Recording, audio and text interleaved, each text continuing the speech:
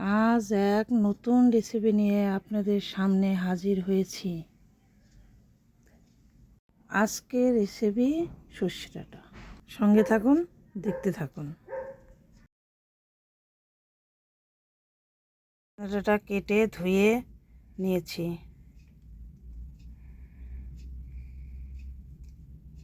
এরপর আলুগুলো কেটে ধুয়ে পরিষ্কার করে নিয়েছি।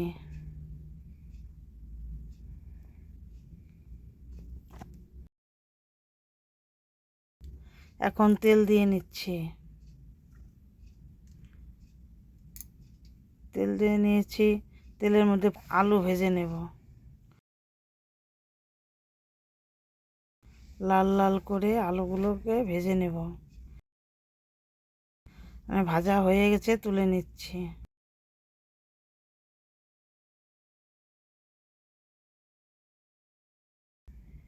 মশলাটা করে নিচ্ছি। হলুদ দিচ্ছি 1 চামচ, লঙ্কা গুঁড়ো 1/2 চামচ, লবণ স্বাদ মতো, সর্ষে পোস্ত পরিমাণ মতো,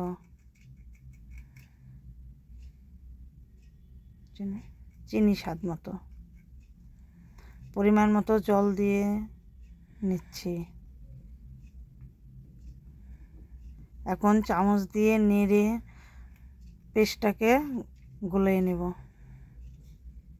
গোলানো হয়ে গেল।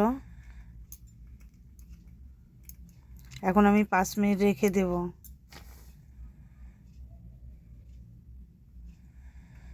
কড়াইতে তেল দিলাম, তেল দিয়েছি, 2টা কাঁচা লঙ্কা ফোড়ন দিলাম, জিরে ফোড়ন দিয়েছি।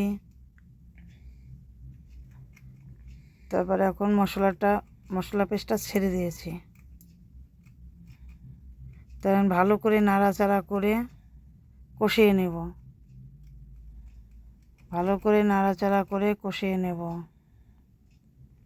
কষানোটা হয়ে গেলে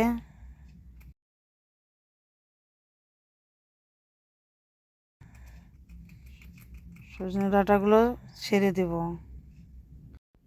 পেস্টটার সঙ্গে ডাঁটাগুলো হালকা নাড়াচাড়া করে মিশিয়ে দেব।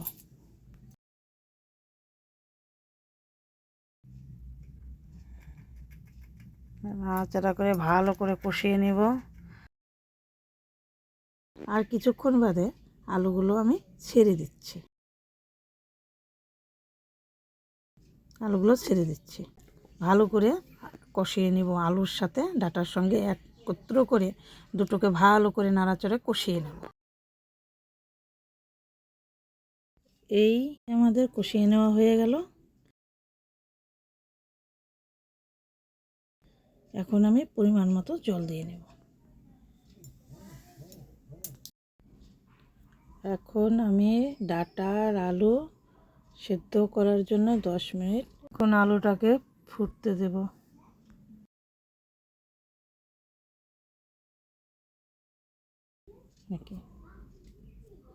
নাড়াচাড়া করে ভালো করে মিশিয়ে দিচ্ছি। ঢাকা দিয়ে দেব। 10 মিনিট পরে ফিরে আসছি।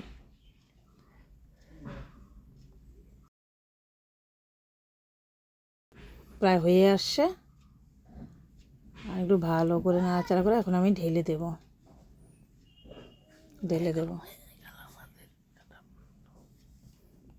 এখন আমি ঢেলে দিলাম থালায়। সর্ষে ডাঁটা রেডি।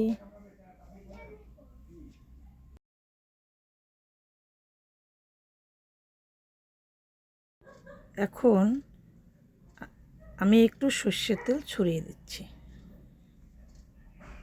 সর্ষের আইটেমে কাঁচা সর্ষের তেল ছড়িয়ে দিলে খুব ভালো ঝাঁঝ ওঠে।